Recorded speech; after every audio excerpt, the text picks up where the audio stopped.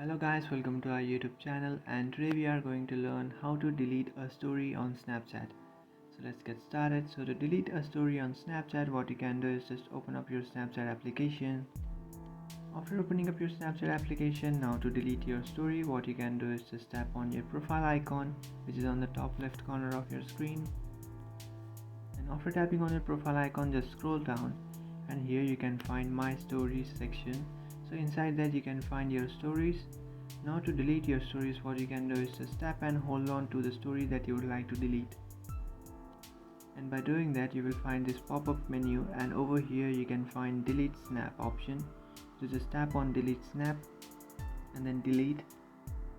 And after doing that, here you can see you have successfully deleted your snap or your story. So that's it guys, this is how to delete a story on Snapchat. If you find this video helpful, don't forget to like and subscribe to our channel. If you have any doubts, feel free to comment below. Thanks for watching.